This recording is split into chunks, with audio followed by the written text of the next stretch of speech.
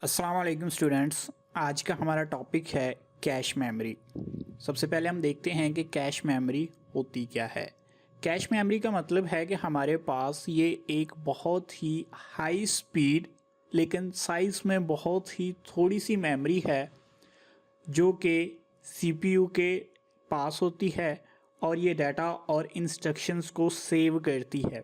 लेकिन ये डाटा और इंस्ट्रक्शंस वो होती हैं जो सीपीयू ने रिसेंटली यूज़ की होती हैं। सीपीयू जो है वो रैम से डाटा और इंस्ट्रक्शंस लेता है और उस डाटा और इंस्ट्रक्शंस को प्रोसेस करता है।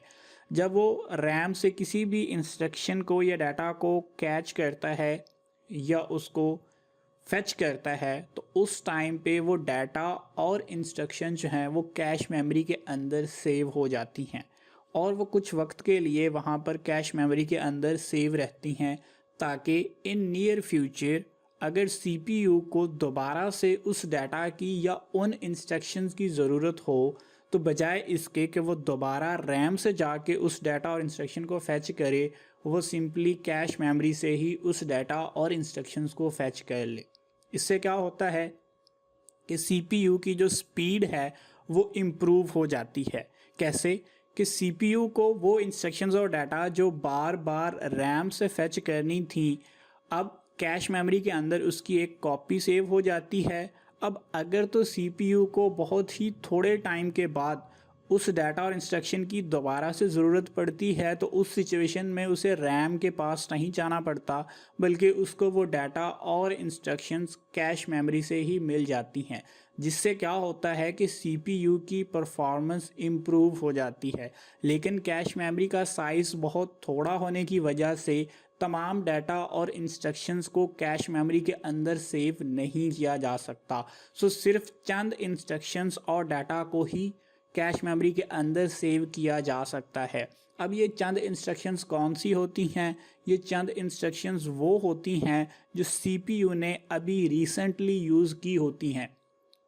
यानी कि सीपीयू अगर कोई डाटा और इंस्ट्रक्शंस रैम से फेच करता है तो उसकी एक कॉपी कैश मेमोरी के अंदर भी सेव हो जाती है। सीपीयू उस इंस्ट्रक्शंस के अकॉर्डिंग उस डाटा को प्रोसेस करता है और प्रोसेस करने के बाद उसका रिज़ल्ट रैम में जाके सेव कर देता है। अब उसकी एक कॉपी कैश मेमोरी के अंदर मौजूद है। इसी तरह से सीपीयू नेक्स्ट इंस्ट्रक्शंस को प्रोसेस करेगा, उसकी भी एक कॉपी सेव हो जाएगी। अब इस तरह से बार बार सीपीयू इंस्ट्रक्शंस को रैम से फेच करता रहेगा और उनको प्रोसेस करता रहेगा और हर एक इंस्ट्रक्शन की कॉपी कैश मेमोरी के अंदर सेव होती रहेगी। लेकिन कैश मेमोरी तो बहुत थोड़ी सी मेमोरी है, सो वो तमाम इंस्ट्रक्शंस को अपने पास सेव नहीं कर सकती। अब होगा ये कि जब उसकी मेमोरी फुल हो जाएगी कैश मेमोरी जो है, तो उसके बाद देखा जाएगा कि कैश मेमोरी के अंदर वो कौन सी इंस्ट्रक्शन है जो सबसे पहले आई थी और अभी तक उसको दोबारा यूज़ नहीं किया गया। सो जो इंस्ट्रक्शन सबसे ज़्यादा देर से वहाँ पर मौजूद होगी या सबसे पहले से मौजूद होगी और उसको दोबारा कभी यूज़ भी नहीं किया गया होगा तो उस इंस्ट्रक्शन को कैश मेमोरी से रिमूव कर दिया जाएगा। इस तरह से हर नई आने वाली इंस्ट्रक्शन किसी न किसी इंस्ट्रक्शन को कैश मेमोरी से रिमूव कर देगी।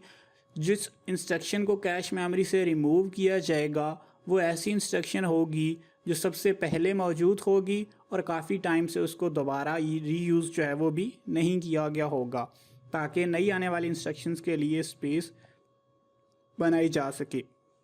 लेकिन अगर कोई इंस्ट्रक्शन सबसे पहले आई थी, सीपीयू को हर 2 से 3 इंस्ट्रक्शन के बाद उसकी ज़रूरत पड़ती है तो उस इंस्ट्रक्शन को फिर अपडेट किया जाएगा, यानी कि उसका टाइम स्लॉट चेंज होता रहेगा।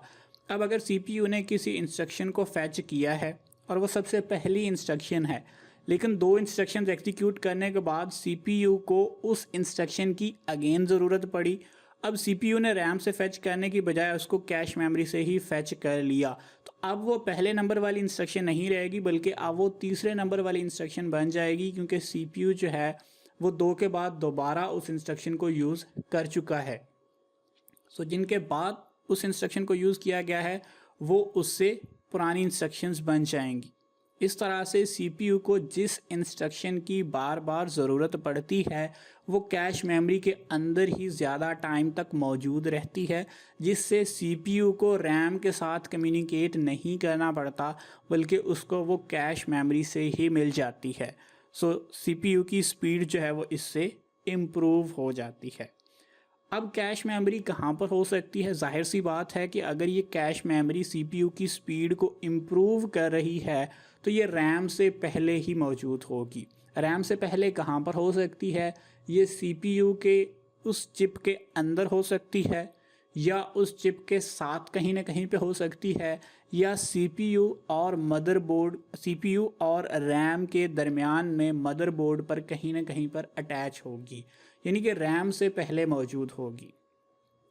क्योंकि इसका मकसद यही है कि सीपीयू की जो कम्युनिकेशन है वो रैम तक कम से कम की जाए, क्योंकि रैम का और सीपीयू के दरमियान फासला ज़्यादा होता है।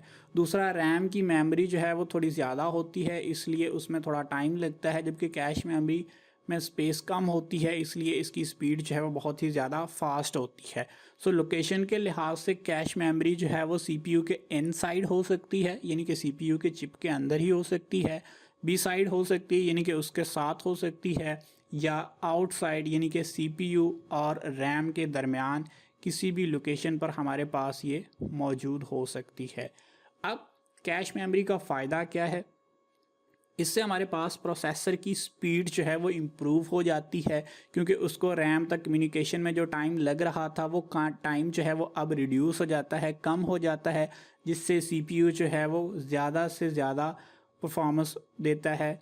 उसके बाद सीपीयू को वो इंस्ट्रक्शंस जो बार बार चाहिए वो उसके पास से ही उसको मिल जाती हैं, इसलिए उसकी वो कम्युनिकेशन का टाइम जो है वो भी बच जाता है। और सीपीयू को जिस डाटा की ज़रूरत होती है वो कैश मेमोरी में ही हर टाइम मौजूद रहता है, जिससे सीपीयू की परफॉर्मेंस और वर्किंग इम्प्रूव हो जाती है। अगर हम बात करें लेवल्स की, तो कैश मेमोरी के हमारे पास डिफरेंट लेवल्स हैं, जिसमें हमारे पास लेवल 1 जिसको हम L1 कैश भी कहते हैं, लेवल 2 या L2 कैश, इसी तरह से हमारे पास लेवल 3 या L3 कैश मेमोरीज़। 3 लेवल्स होते हैं कैश मेमोरीज़ के, L1, L2 और L3। अगर हम बात करें L1 की, यानी कि लेवल 1 कैश की, तो ये तीनों लेवल में सबसे ज़्यादा फास्ट होती है, लेकिन सबसे ज़्यादा कम मेमोरी भी होती है, यानी कि जितनी फास्ट होगी उतनी हमारे पास इसकी अमाउंट भी कम होगी। और ये सीपीयू की चिप के अंदर ही मौजूद होती है, जिसकी वजह से इसकी जो स्पीड है वो बहुत ज़्यादा फास्ट है, क्योंकि सीपीयू को उसी चिप के अंदर से ही ये मेमोरी मिल जाती है। लेकिन इसकी अगेन स्टोरेज कैपेसिटी है वो बहुत ही कम है, जो कि 8 KB से लेके 128 KB तक होती है। लेकिन अगर मॉडर्न पीसीज़ की बात करें तो इसमें 32 KB से लेकर 64 KB तक इसका साइज़ होता है। इससे ज़्यादा इसकी कैपेसिटी, स्टोरेज कैपेसिटी जो है वो नहीं होती। अगर हम बात करें लेवल 2 की, तो ये लेवल 1 से स्लो है, लेकिन लेवल 3 से फास्ट है। ये भी हमारे पास सीपीयू की चिप के अंदर ही मौजूद होती है, और इसकी जो स्टोरेज कैपेसिटी है वो 64 KB से लेके 16 MB तक होती है। मोस्ट जो मॉडर्न कंप्यूटर्स हैं उनके अंदर एडवांस ट्रांसफ़र कैश जो है वो यूज़ होती है। हमारे पास ये भी सीपीयू के चिप के ऊपर ही बिल्ट इन होती है, ये भी बहुत ज़्यादा फास्ट है। लेकिन आजकल के जो आते हैं हमारे पास सिस्टम्स आते हैं, इनमें 512 KB टू 12 MB तक इसकी स्टोरेज कैपेसिटी है। अगर हम बात करें लेवल 3 की या L3 कैश की, तो ये हमारे पास लास्ट लेवल है कैश मेमोरी का, इसलिए ये L1 और L2 से स्लो है, लेकिन अगेन अभी भी ये रैम से फास्ट है। यानी कि अगर CPU L3 से कुछ डाटा या इंस्ट्रक्शंस ले रहा है तो उसकी स्पीड उससे फिर भी ज़्यादा होगी, जो अगर वो रैम से डायरेक्ट डाटा या इंस्ट्रक्शंस फेच करता है तो। इसके लिए भी हमारे पास एडवांस ट्रांसफ़र कैश यूज़ होती हैं, और इसका जो साइज़ है वो 8 MB तक हमारे पास होता है। लेकिन अगर हमारे पास सर्वर्स की बात की जाए या वर्क स्टेशन की बात की जाए तो इसमें L3 कैश का जो साइज़ है वो 8 MB टू 24 MB तक हो सकता है। अगर हम देखें कि CPU अब ये सारे सीक्वेंस के अंदर किस तरह से इन डिफरेंट कैश मेमोरीज़ को या इन डिफरेंट लेवल की कैश मेमोरीज़ को यूज़ करता है, तो उसमें हमारे पास ऑर्डर कुछ इस तरह से होगा। यहाँ पे एक पॉइंट ये नोट करने वाला है वो ये भी है कि ये ज़रूरी नहीं कि एक सिस्टम के अंदर सिर्फ L1 कैश ही होगी या सिर्फ L2 कैश ही होगी। एक सिस्टम के अंदर हमारे पास ये तीनों लेवल की कैश मेमोरीज़ हो सकती हैं। यानी कि एक सिस्टम है उसके अंदर L1 कैश भी मौजूद है, L2 कैश मेमोरी भी मौजूद है और L3 कैश मेमोरी भी मौजूद है और उसके बाद उसके अंदर रैम भी मौजूद है। सो अब अगर हमारे पास 3 लेवल की मेमोरीज़ यानी कैश मेमोरीज़ मौजूद हैं, तो CPU को जब कोई डाटा चाहिए होगा तो वो किस तरह से फेच करेगा, यानी कि उसके जो फेच करने का सीक्वेंस है, ये ऑर्डर है, वो क्या होगा। CPU को जब कोई डाटा या इंस्ट्रक्शन चाहिए होगी तो सबसे पहले वो चेक करेगा L1 कैश मेमोरी के अंदर। अगर तो उसको L1 कैश मेमोरी के अंदर से मिल जाएगा तो वहीं से फेच कर लिया जाएगा और बाकी किसी मेमोरी के साथ कम्युनिकेट नहीं किया जाएगा। इससे CPU की परफॉर्मेंस बहुत ज़्यादा फास्ट होगी। अगर L1 कैश के अंदर उसको वो डाटा या इंस्ट्रक्शन नहीं मिलती तो इट मीन्स कि उसको काफ़ी टाइम पहले यूज़ किया गया था, इसलिए वो L1 कैश के अंदर मौजूद नहीं है। सो अब उसको दोबारा से सर्च किया जाएगा L2 कैश के अंदर। अगर L2 कैश मेमोरी के अंदर वो डाटा या इंस्ट्रक्शन मिल जाती है तो वहीं से उसको फेच करके एग्जीक्यूट किया जाएगा। अगर L2 से भी वो डाटा या इंस्ट्रक्शंस नहीं मिलती तो फिर L3 से चेक किया जाएगा और L3 से अगर वो मिल जाती हैं डाटा या इंस्ट्रक्शंस तो उनको फेच करके वहाँ से एग्जीक्यूट कर लिया जाएगा।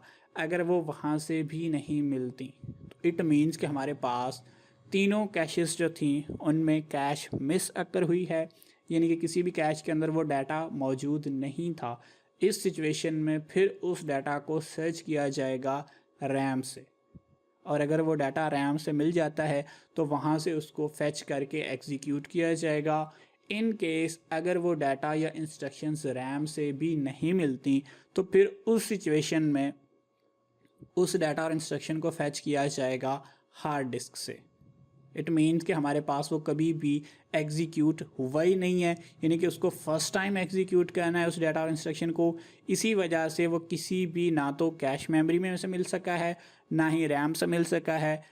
इट मीन्स कि अब वो हमें हार्ड डिस्क से मिलेगा, तो उसको फेच किया जाएगा हार्ड डिस्क से। हार्ड डिस्क से वो डाटा आएगा रैम के अंदर, रैम के अंदर से फिर वो जाएगा CPU के पास और उसकी एक कॉपी जो है वो हमारे पास कैश मेमोरी के अंदर भी सेव कर ली जाएगी, ताकि नेक्स्ट टाइम अगर इन नियर फ्यूचर इसी इंस्ट्रक्शन की दोबारा से ज़रूरत पड़े तो हमें रैम के साथ या हार्ड डिस्क के साथ दोबारा कम्युनिकेशन ना करनी पड़े, बल्कि वो हमें कैश मेमोरी से ही मिल जाए।